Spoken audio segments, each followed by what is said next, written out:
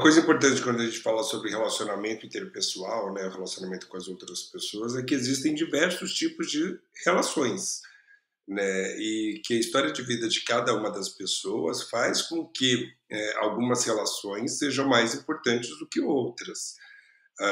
Então aqui eu vou trazer primeiro assim, os tipos de relação, né? E a gente pode até explorar um pouquinho do porquê que algumas pessoas podem priorizar umas ou outras.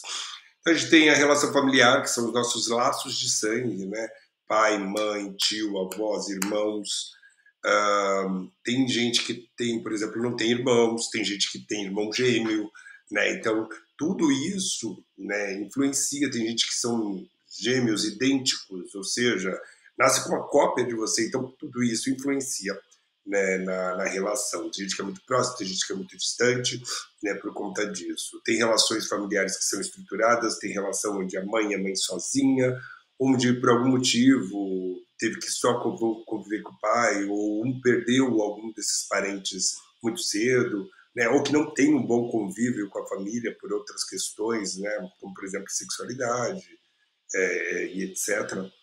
Mas existem diferentes tipos de relação familiar, né? Existem as relações de amizades, que são as pessoas que a gente escolhe para estar próximo. Acho que é importante ressaltar.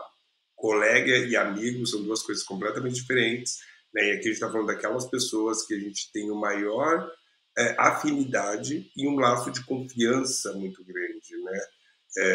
E a pandemia ela serviu ali para mostrar que o quanto dessas pessoas, né, a gente classifica como amigos e colegas, e de fato são aquelas pessoas que estão próximas. Existem as pessoas que a gente escolhe para se relacionar, que são os nossos relacionamentos amorosos, e aí vai desde um relacionamento amoroso mais com um compromisso menor, né, quando está começando, aí tem as ficadas, né, tem os namoros, tem os noivados para quem quer noivar, tem os casamentos, tem a separação, tudo isso é envolvido ali nas suas relações amorosas. A gente também tem as relações profissionais, a gente não escolhe os colegas com quem a gente vai trabalhar, a não ser que você seja gestor e escolha seu time, né? Mas na maioria das vezes, às vezes até tem um time pronto, né?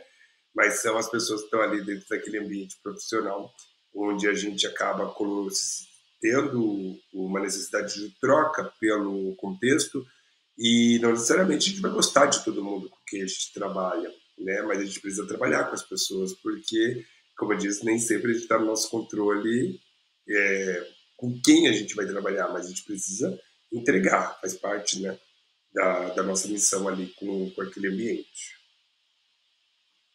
O relacionamento comunitário, ele está relacionado com vizinhos, associações, né? Não necessariamente você pode ter um vínculo de amizade com seu vizinho, mas você convive, né? Então, a gente classifica esse relacionamento que é rotineiro, mas ao mesmo tempo sem um vínculo relacionado aos anteriores, tá? Existem também as relações virtuais, principalmente nesse mundo super conectado, né? Tem pessoas que a gente conhece só pela internet, pessoas que você conhece das suas redes sociais, que interagem muito com você, mas que você nunca viu presencialmente, né? Existem até relacionamentos que se constroem dessa maneira, não imagino, mas existe, né? E existe também os relacionamentos, relações casuais. Sabe aquela que acontece numa fila de banco, aquela que acontece dentro do ônibus, no metrô, numa situação assim, onde você tem uma situação com uma pessoa, mas foi aquela vez e nunca vai ser na vida, né? Numa viagem. Então, são relações bastante pontuais, né? Que não tem nenhum vínculo com as anteriores. Então, deu para perceber que existem diversos tipos de relação e que cada uma dessas relações pode trazer para a gente sentimentos e emoções e até que vão fazer com que a gente tenha atitudes, né, que é o agir diferente dependendo do contexto. E existe uma coisa que a gente sempre fala. Sabe aquela coisa que intimidade é uma bosta? Porque às vezes o nível de relação e de confiança que a gente tem, né, dependendo do laço aqui que eu trouxe, pode fazer com que a gente seja um pouco mais duro com aquelas pessoas que são mais próximas. Então a gente também tem que começar a voltar um pouquinho atrás na parte da empatia E de prestar atenção também aos sentimentos das pessoas com quem a gente está se relacionando e lembrar que existe uma pessoa, né, por trás daquela intimidade que a gente tem, da relação de confiança, mas que aquilo que a gente fala também tem um peso muito grande, né, que é o peso da palavra.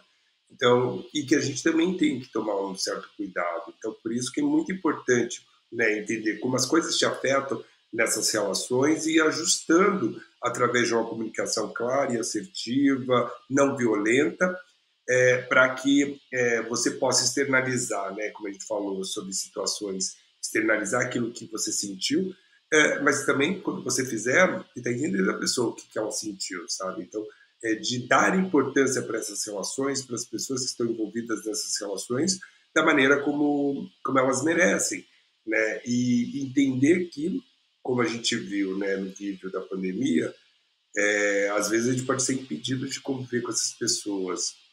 Qual é o impacto que isso tem na sua vida? Né? Então, ou seja, todo mundo é importante. Ninguém é feliz sozinho, por mais que a gente também tenha que aprender a ser feliz sozinho, mas ser sozinho todo o tempo não traz felicidade, porque às vezes vem daquelas besteiras que a gente troca com outra pessoa, aquelas que trazem nosso lado infantil. Então, é muito importante esse aspecto de saber a importância que tem de investir nas suas relações. E é por isso que a próxima técnica ela vai abordar como que você pode melhorar as suas relações. Lembrando, treinamento de inteligência emocional fala sobre suas atitudes com relação às coisas, sem esperar atitudes dos outros, tá bom? Então, vamos à técnica.